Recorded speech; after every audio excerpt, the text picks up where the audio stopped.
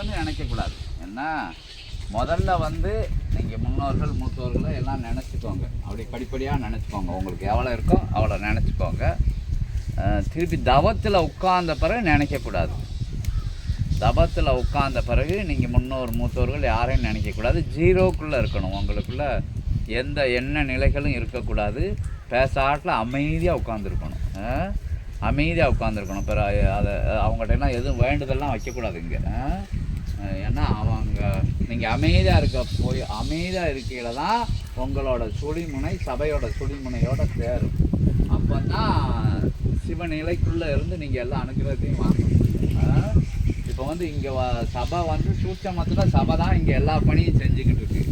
இந்த ஏரியாவில் ஃபுல்லாக, இந்த ஏரியாவில் இல்லை, பிரபஞ்சம் முழுவதும் சபையோட ஆற்றல் தான் எல்லா விஷயங்களையும் நிகழ்த்திக்கிட்டு இருக்கு. இன்றைக்கி முக்தியதி, மோட்சகதி, நற்கதி, அந்த விஷயங்களை பூரா சித்தர்கள், ஞானிகள், யோகிகள், மகான்கள்லாம் சேர்ந்து செஞ்சுக்கிட்டு இருக்காங்க.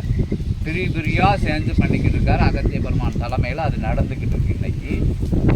அப்போ அதோடு சேர்த்து நம்மளோட இயல்பு சீடர்களுக்கும் இன்றைக்கி நிகழப்போகுது. அதுதான் விஷயம்.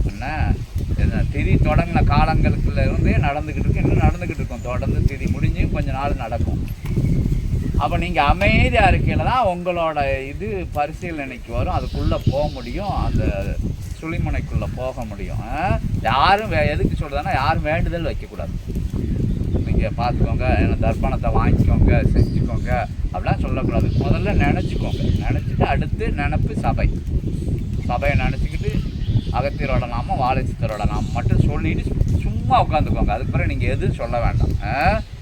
நீங்கள் திருப்பி முடிப்பு வந்துருச்சு, எறும்பு கடிச்சினாலும் எடுத்து தட்டி விட்டுட்டு அப்படின்னு நின்றுக்கோங்க. எந்த விதமான இதையும் இல்லாமல் நின்றுக்கோங்க. என்ன இன்னைக்கு எல்லாமே அவங்க சிவபெருமான் பார்த்துக்கிடுவார். அதுக்கு முன்னாடி ஆட்சி எடுத்து பார்க்கையில் அவங்களுக்கு தெரியும் இங்கே என்ன நடந்ததுன்னு சொல்லுவாங்க. அமைதியாக உட்காந்துருந்தா போதும், எல்லாம் அவங்க பார்த்துக்கிடுவாங்க. அவங்க பார்த்து சரி இங்கே சபையிலிருந்து வந்திருக்காங்கன்னு எல்லா கணக்கையும் எழுதி, நீங்கள் 10 வருஷம் செஞ்சு நிறைவேறாத விஷயம் கூட இன்றைக்கி ஒரு நாள் இந்த சபையோட நிலைக்குள்ள வரையில் உங்களுக்கு புத்தியதி, மோட்சகதி, நற்கதி அடையாமல் இருக்கக்கூடிய ஆன்மாக்கள் கூட பரிசீலனை கொண்டு வரக்கூடிய சபை தான் இது. என்ன அதனால் அமைதியாக உட்காந்துருந்தா போதும். எந்த நேரம் அவங்கெல்லாம் வச்சு செய்யணும்னு அவசியம் கிடையாது. இங்கே சித்தர்களே எல்லா வேலையும் செஞ்சிடுவாங்க. நேரடியாக வந்து அனுகிரகம் கொடுக்கக்கூடிய தவம் தான் இது.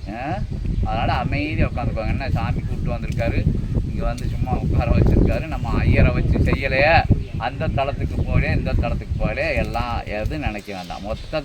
மொத்தத்தில் எங்கெங்கே புண்ணிய நதிகள் இருக்கோ அதுக்குள்ளே தவம் இருக்கிற நேரத்துக்கு இங்கே வந்துடும். அதை சில பேர் காட்சியாக பார்ப்பைய, காட்சி வந்தால் சொல்லுங்கள். என்ன ஓம் அகதீசாய நமக.